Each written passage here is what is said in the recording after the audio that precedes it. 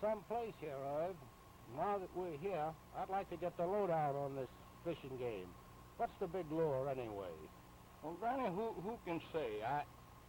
I guess it's the fact that you're dallying all the time with the unseen and the unsuspected. It's like playing a kissing game in the dark. You don't know whether you're going to land a beautiful blonde or a gentleman with a drooping black mustache and halitosis.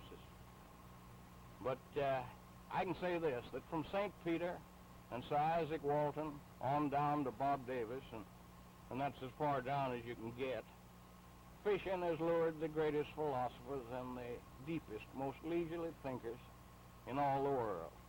For example, in this pond right yonder, where you're going to be fishing in a minute, Daniel Webster used to fish and fell overboard so often while stewed. Of course, that is in those old ancient, wicked, sinful days when public men took a drink occasionally, that the one end of this pond is still dented.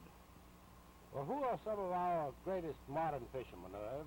Well, Grover Cleveland was one of our greatest if you're figuring total displacements and gross tonnage. And now, of course, that life insurance and literature have claimed the last of the cowboy presidents, Cal Coolidge. We haven't got a worm fisherman in the White House, but Hoover, the incumbent's got one advantage over every predecessor he ever had. What's that? Well, anytime the fish don't bite, he just refers the whole thing to a commission.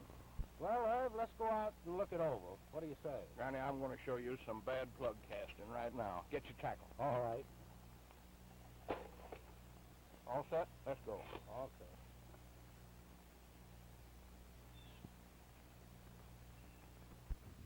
Irv, what is the right way to cast for bass? Well, Granny, watch me closely and then do it differently.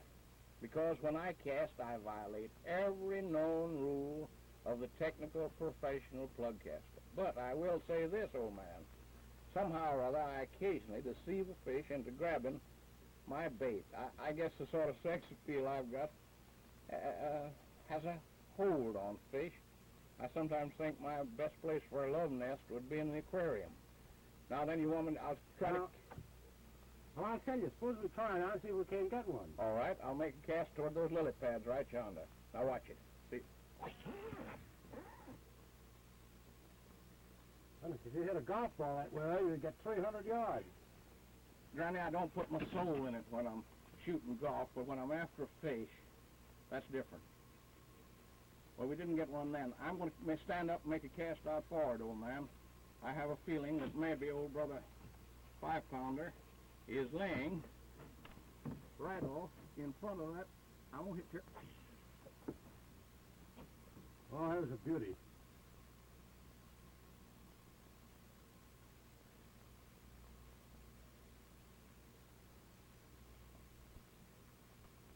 Now then, Granny, I'll try for those lily pads yonder.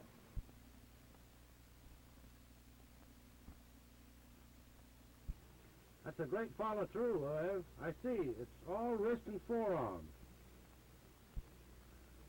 I'll tell you one thing, Irv. Just as Alex Smith used to say, a great swing but no luck. Maybe these fish are not contagious. What do you mean, contagious? Not catching. Oh.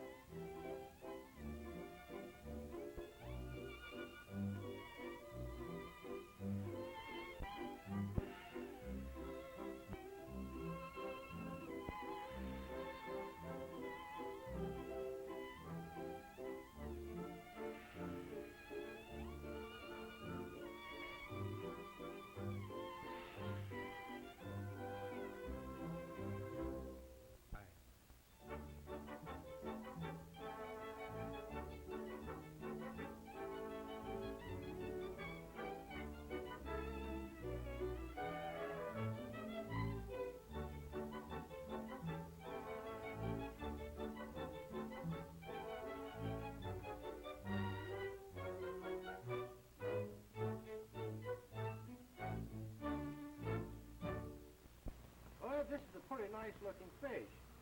Is the bass a pretty smart fish? But Granny, the smartest fish I ever tackled was a great big marlin swordfish off Montauk Point.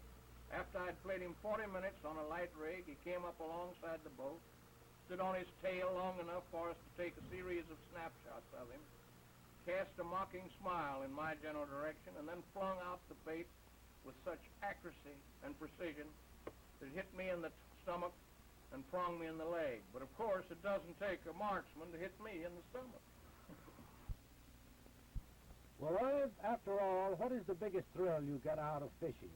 The thought, Granny, that I am a member in good standing of the biggest outdoor fraternity on earth. Right now, today, somewhere in the United States, there's 100 additions to the countless army of dub golfers who are trying to master the intricacies of that game and spend so much time digging out of sand pits that people who are watching them from a distance must think they're hermits who live by preference in bunkers and only emerge from one hole in order to dive headlong into another. And golfers make the headlines, and a lot of them make the front page when in despair they commit suicide. But Granny, for every dub golfer that's out today, there's 1,000 barefooted country boys sitting on mill dams and on logs by creeks with their toes dabbling in the cool water, spitting on the hook. Fishing, Granny, is the king of sports, to my way of thinking, and it enlists fellas who've got the real essence of sport in them. To be a fisherman, you should have a little skill. You must have patience and fortitude and a sense of humor, and you ought to have an imagination, too, for use in framing fish lies on the folks when you get home. Speaking of home, remind me it's getting late, and I've got to be putting out for that. Come again with me someday, Granny, and we'll cast for bass again in this pond. That suits me, Irv.